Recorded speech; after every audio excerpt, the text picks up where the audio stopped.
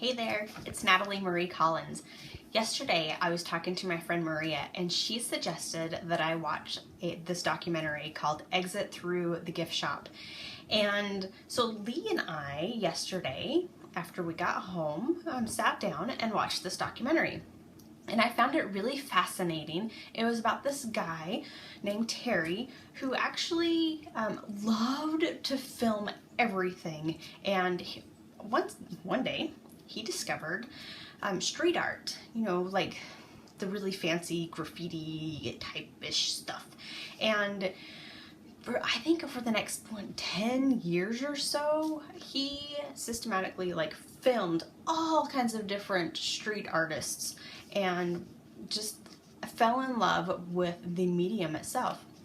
So one day he meets the artist guy of his dreams, Banksy. I don't know if you know him. I'd never heard of him before this film, but it was really neat to get to see all of the different stuff that he does and all the different art. So he ends up following this guy around for a long time and filming everything. And Banksy one day comes to Terry and says, okay, so when are you gonna have this, so-called documentary of all of the stuff done that he was supposedly taking video for? And so Terry went back and, well, let's see, how did it go?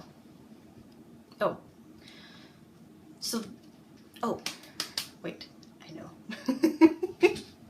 So Terry went back and he started making the actual documentary, and he had tapes upon tapes upon tapes, and unimaginable amount of tape because he just taped everything. And came back 6 months later to Banksy and showed him his final put together documentary. And Banksy, watching this video, realized he wasn't really a filmer and that it was crap. But the videos themselves were actually good documentation of stuff. And so Banksy challenged Terry to actually go home and put down the video camera and do his own street art. And after he does some of his street art, put together a little gallery. So Terry, having this challenge, does just that. And he goes and he starts doing his own street art and puts together this huge gallery, and ends up 6 months later with creating such a huge, I don't know, he marketed this thing really well and ended up making over $1 million the first night on his art gallery showing, and just really blew up on the street art scene, which was fun to watch.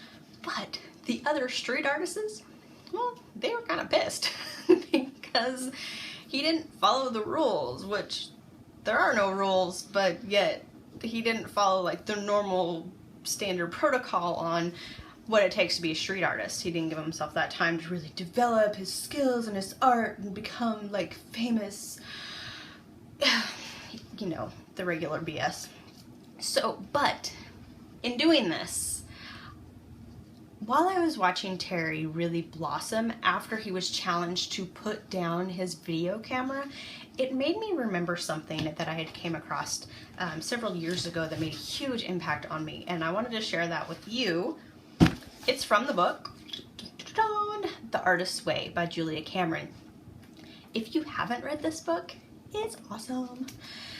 It's essentially a 12-week recovery course for artists or wannabe artists.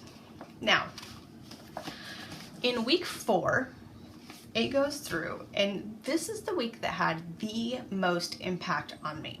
And I'll read you the half paragraph. It's actually 2 sentences. I'll read that to you so that you can understand where I'm coming from on this.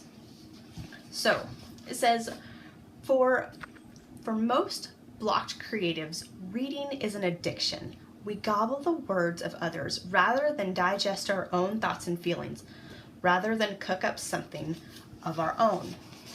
Now, this particular chapter out of all the other ones have the biggest impact for me, because I realized that at the time in my life, I hid behind novels. I read and read and read and read and read to basically numb what was going on around me, numb my unhappiness. And this week, this particular week in the Artist Way was a reading deprivation week, which essentially is no reading for a week. No emails, no Facebook, no novels, no nothing, no newspaper, nothing for a whole week. And in that 1 week, it had such a big impact on me as a person, in knowing that I was blocking myself through other people's work, and that I wasn't allowing that part to come through. Watching Exit Through the Gift Shop reminded me of this. So I want to ask you, what are you using to block yourself from doing your great work that you're supposed to be doing while you're here? What is it? Like, what are you hiding behind? Because you have so many great gifts to share. I hate for you to waste them sitting behind a novel like I used to. So get out there, put that book down, put the phone down. Like, don't need it all the time. Like, there was a time in our lives where we survived without this in our hand all the time. So what are you doing to put time aside for yourself? If anything, start with an hour a day.